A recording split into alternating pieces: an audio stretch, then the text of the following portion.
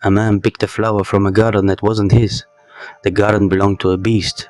The beast caught him, and the price for that one flower was his youngest daughter. She was sent to live with the creature, in a palace deep in the forest, and every night without fail it would ask her one question. Will you marry me? This is Grimm and true. Beauty and the Beast first appeared in its most familiar form in 1756, written by Jean-Marie Madame de Beaumont in a French magazine for young women. It was a story aimed at girls on the edge of arranged marriages, a story designed to prepare them for what they were about to enter. A merchant had 3 daughters. The 2 older ones were vain and idle. The youngest, called Beauty, was gentle, well-read, and good. When the merchant lost his fortune, the family moved to the country. Beauty worked without complaint, while her sisters sat idle and found reasons to resent her. One winter, the merchant heard that one of his ships had arrived safely in port. He wrote to collect the goods. His daughters asked for gifts on his return. The older 2 asked for fine clothes and jewelry. Beauty asked only for a rose. The trip was a failure. The goods had been seized. The merchant rode home through a forest in a storm and lost his way. Then he came upon a palace.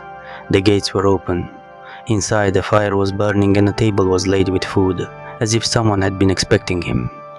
He ate, he slept, and in the morning he walked into the garden. He saw a rose bush. He remembered Beauty's request. He cut one flower. A voice came from behind him.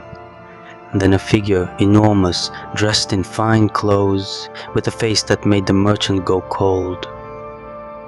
The beast told him that it had given him shelter and food, and this was how he repaid it, by stealing from its garden. The punishment was death.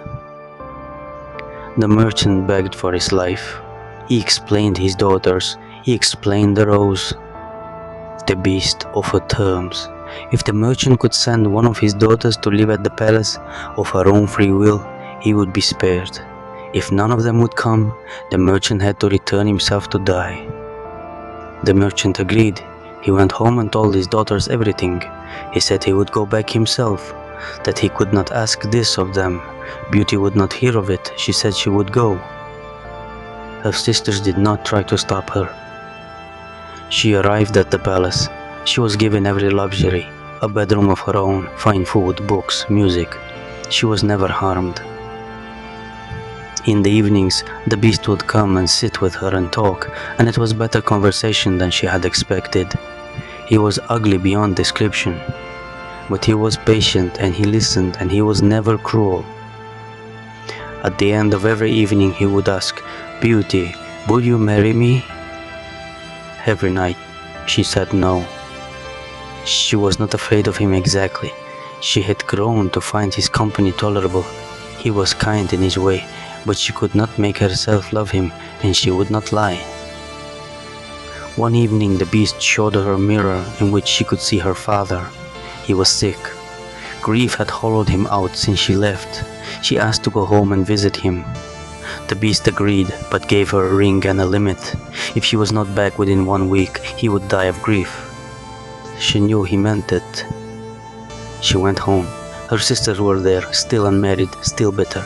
When they saw her fine clothes and her calm and her health, they made a plan. They kept her talking. They manufactured the lace. They begged her to stay beyond the week.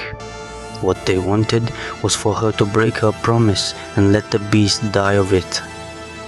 She stayed. Days passed. She told herself one more day. Then one night she dreamed of the beast dying alone in the garden, collapsed in the grass, with no one beside him. She woke and used the ring. She was back at the palace in an instant. She ran through the corridors and out into the garden and found him there, exactly as in the dream. Lying in the grass, barely breathing, wasting away because she had not come back. She knelt beside him. She said she could not watch him die. She told him she wanted to marry him. He transformed. The creature before her became a young man, and he told her the story of his curse. A fairy had enchanted him for ingratitude and vanity, and the only cure was a woman who loved him freely, without knowing what he had looked like before. He had waited a very long time. The palace celebrated, and Beauty's jealous sisters, who had tried to have her killed by making her break a promise, were turned to stone and placed in the palace gardens. They would stand there until they repented, which the story does not promise will ever happen. Beauty and the Beast was written to be read by young girls facing arranged marriages in 18th century France.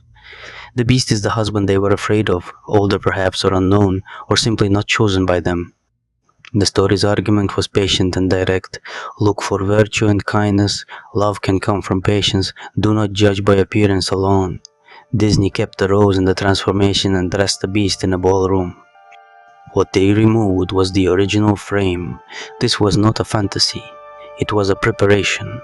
The fear it addressed was real, and the girls who first read it knew exactly what kind of marriage it was asking them to accept. This is Grimm and True. If you want more of the real stories, subscribe. Next week, Sleeping Beauty and the Bard of the original that no one films. Until then, stay in the dark.